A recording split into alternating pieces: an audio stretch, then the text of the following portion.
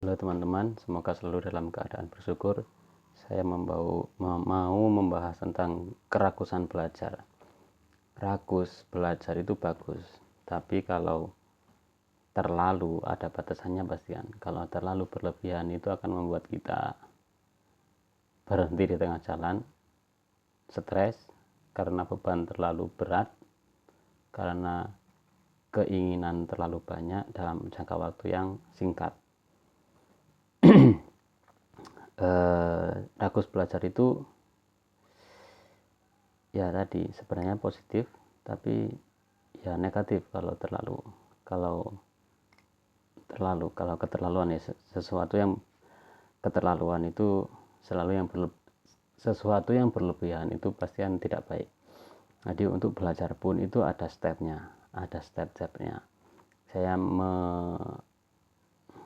melihat ke dalam diri saya sendiri itu, saya dalam 2 bulan ini itu rutin nulis satu kosakata bahasa Mandarin.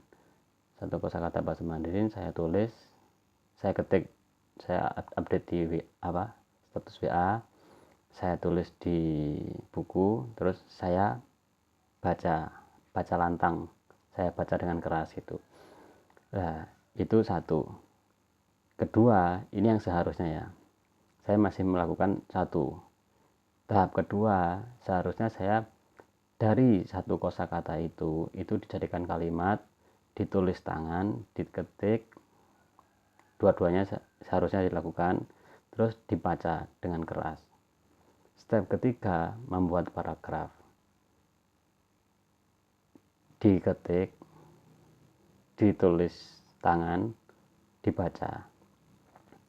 Nah, dari 3 step ini yang sudah saya lakukan adalah step 1. Saya keinginannya adalah langsung ke step 3.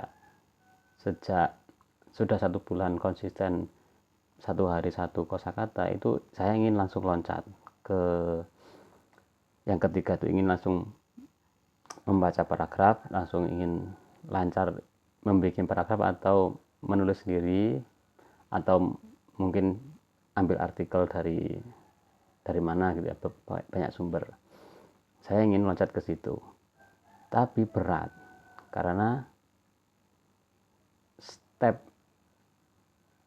ada step yang saya lewati. Jadi pembentukan kebiasaan itu belum terbentuk kok langsung ingin loncat, itu memberati diri sendiri, jadinya tidak jalan. Keinginan, aku sudah komitmen harus bisa, tapi karena stepnya ada yang terlewati, nggak jalan, jadinya stres sendiri. Jadi saya mundur, kok saya sudah niat belajar bahasa Mandarin tapi kok nggak saya lakukan, ini apa yang salah? Oh, ternyata saya melewati step, saya terlalu ingin mencapai hasil dengan cara singkat. Ini kan nggak bisa, menurut saya yang nggak bisa lah. Step yang jadi koreksi untuk diri saya saat ini, saya sudah melakukan satu, yaitu konsisten menulis satu kosakata setiap hari. Step berikutnya yang harus saya lakukan adalah dari satu kosakata itu membuat kalimat. Baru nanti setelah konsisten membuat satu kalimat, bisa melangkah ke step ketiga, itu paragraf. Saya artikel bisa dari buku latihan, bisa dari artikel bahasa Mandarin, bisa dari berita, banyaklah sumber itu.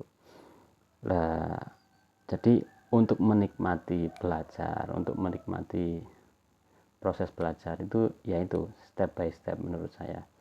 Jadi ojo nggige mongso, lek jare wong Jawa, ojo nggige mongso. Ada waktunya, ada step-stepnya. Kalau step 1 sudah, step 2 sudah, pasti step 3 akan tersentuh juga, teraih juga gitu. Itu teman-teman. Nah, ini untuk teman-teman juga, untuk belajar bahasa Mandarin nanti, atau mungkin belajar apapun lah, itu jangan buru-buru, santai aja, nggak usah ya, kita punya set goal tapi jangan buru-buru ya. 3 bulan aja nanti apa bisanya. Terus setelah 3 bulan awal Kalau memang masih ada keinginan lanjut, kalau sudah cukup ya cukup. Jadi ada step-stepnya gitu. Terus nanti saya berharapnya teman-teman itu, ya itu kita kan di sini karena cara itu mandiri belajar itu ya mencari, kan kita 1 minggu sekali pertemuannya. Nah dalam seminggu itu teman-teman cari hal-hal yang bersentuhan dengan bahasa Mandarin, entah mungkin lagu, entah mungkin film, entah mungkin apa. Nah itu nanti yang di-sharingkan gitu. Kita di sini kan ya namanya belajar bareng gitu. Jadi nanti pertemuan berikutnya teman-teman sharing, dalam seminggu ini saya berkait hal-hal yang terkait dengan bahasa Mandarin ini. Nah nanti saya mungkin bisa nambahi pendapat atau nambahi saran sesuai dengan yang saya tahu. Nah kita ibaratnya di sini nih kita saling bergandengan tangan, saling menggali gitu. Jadi saya perkembangan bahasa Mandarin dilihat dari teman-teman yang baru belajar itu seperti ini, berarti arahnya akan seperti ini, kan pasti beda. Saya yang belajar 4 atau 10 tahun yang lalu dengan baru belajar saat ini kan pasti beda.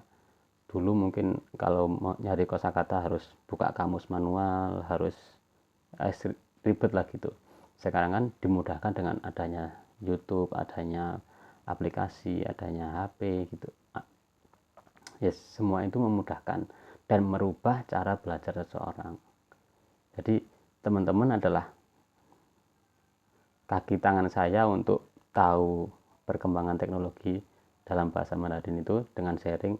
Saya begitupun juga menjadi kaki tangan teman-teman untuk untuk arahnya yang benar gimana menurut sepengetahuan saya. Jadi ya ternyata saya baru kepikiran ya, kalau ini berjalan itu istilahnya hubungan pertemanan juga bagus, bisa saling sharing, bisa saling mengisi, tidak hanya melulu bahasa Mandarin gitu. Jadi ini topiknya benar bahasa Mandarin, tapi kalau garis merah dan prinsip belajarnya dipakai dan kita bisa kolaborasi, bisa saling komunikasi, kan tidak hanya bahasa Mandarin, nanti bisa ya nggak tahu, nanti semoga bisa, paling nggak silaturahminya tetap terjaga. Nanti berkembangnya ke arah mana ya kurang tahu gitu ya teman-teman. Jangan membebani diri terlalu berat dulu, step by step. Terima kasih, semoga selalu dalam keadaan bersyukur. Wassalamualaikum warahmatullahi wabarakatuh.